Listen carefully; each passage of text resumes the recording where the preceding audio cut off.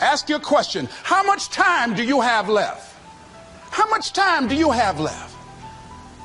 When you start thinking about that, we don't know. Most of us don't use the stuff that we have brought into the universe. And we want to make a conscious, deliberate, determined effort to start living life with a sense of urgency and using what we've got. Using ourselves up. Sharing what we brought into the universe to share. Because if we don't, nobody else will. Stop wasting valuable time, knowing that if we begin to live our lives as if each day were our last, our lives will take on a whole new meaning. They take on a whole new expression, valuing each moment that we are blessed with. If you want something out of life, if you want to change yourself, if you want to acquire something, if there's some goal that you want to reach, that is really not easy as some people will make us feel. That living your dream, changing your behaviors, overcoming negative habits, it's challenging. It's hard. That living alone is just very difficult. And once we begin to come to grips with the fact that living is difficult, number one, you've got to work on yourself.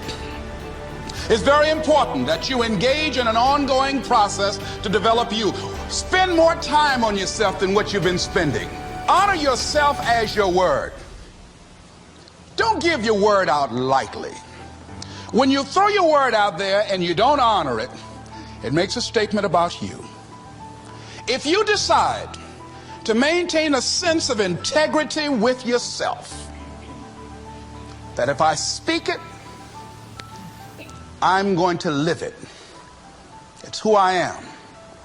And I'm going to be very cautious in how I give my word to others, and most of all with the commitments that I make to myself, because I want my life to reflect my words and honoring who I am and what I express. If you decide to drop your buckets where you are and develop your gifts, I grant you, you'll never ever be without.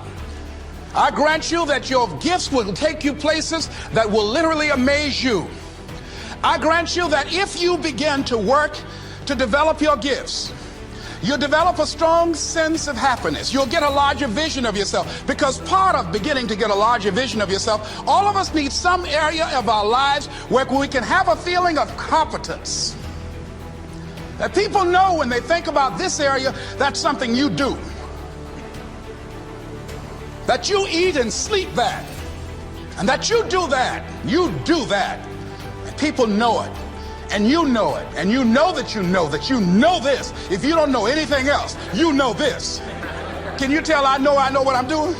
Oh, hello. You know this. So you've got to work on it.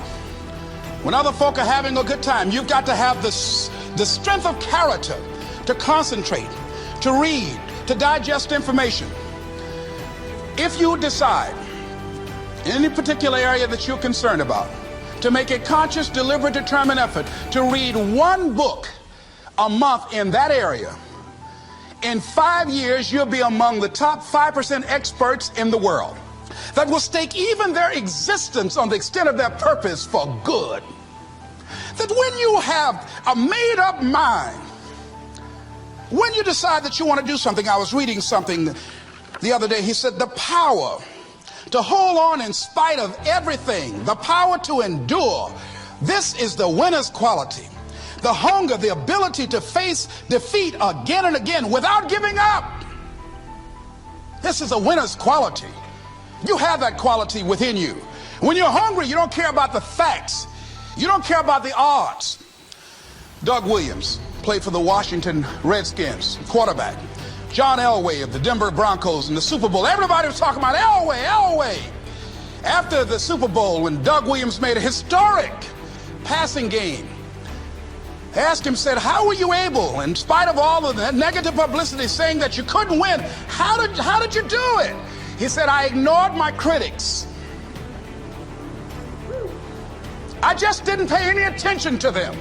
His sales have increased. He's working harder now.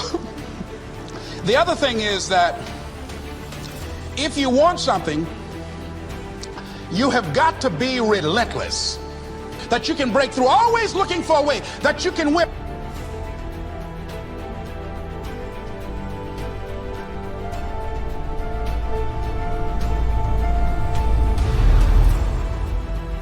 And always looking for a way that you can strike a telling blow.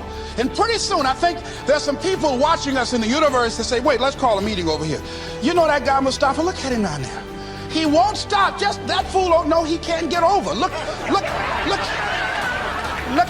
here. Why don't we do this?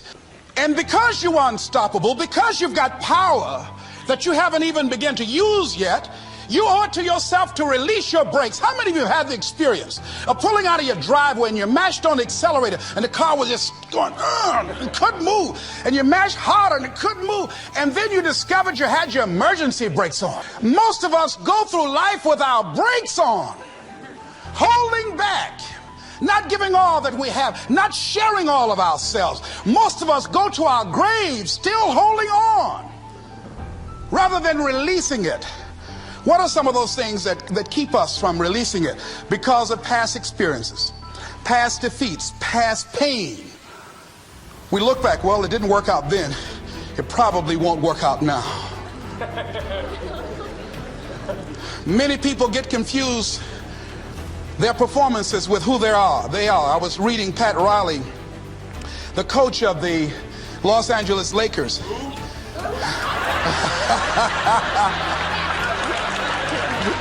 But you're going to like this quote here. After the Trailblazers had blown them out of the water, and I'm sure he said this last night, they asked him, how do you feel? He said, tonight we were exposed for what we are right now. I'm not going to be denied. I remember, and I was telling someone, and they asked me, would you repeat that again? I was interested in going into broadcasting. I'm adopted, and that was my key out. I wanted to make my mama proud of me. I was very much appreciative of what she's done for my brother and sister and I. And that was my way out. And I went over to a radio station, asked a guy and told him that I was interested in broadcasting. He looked at me in my straw hat and my overalls. He said, you have any broadcasting background? I said, no, sir, I don't. What do? I cut grass. The most difficult thing it is to hold the vision. It's to hold the vision. So there I was at the radio station. A guy was on the air and he started to drink by the name of Rock. I was outside the window looking at him and watching. Pretty soon the phone rang. It was the general manager. I said, hello? He said, Les, this is Mr. Klein. I said, I know. Just sit down. Don't try anymore. You've fallen 20 times. Just sit down somewhere. Busting your lip and everything, getting in folks' way. When will a baby walk? It will walk when it walks. That's when it will walk. Les, when will you be known nationally as the motivator? I will be known when I'm known. That's when I'll be known. Don't get caught up in, well, I've tried it 4 or 5 times and things didn't work out. If there's something that you want and you're hungry for it, you've got to do whatever is necessary until. And when you give the best you can and that's not enough, you must do what is required. And don't give up on yourself. And you say, I don't want to be bothered today. And if that person just keep on knocking, say, can you believe that fool's still knocking? Pretty soon you say, what is it? What do you want? And that's how you've got to be about your dream. Some people, well, I guess ain't nobody home. I knocked on the door, but nobody came. I heard the television on and people were moving around, but I guess opportunity probably went out the back door. Oh, no. See, life is not just that simple. It's not that cut and dry. And that's why most people never realize their personal greatness, because they're casual about life. And when you're casual about life, you will end up a casualty. Life is serious business. So I encourage you to be persistent, to not decide that, well, I've done the best I can. I guess I just can't have it. Don't make that decision. Many of us make premature decisions about ourselves. Calvin Coolidge said something, a man who was a president that was not known for his eloquence.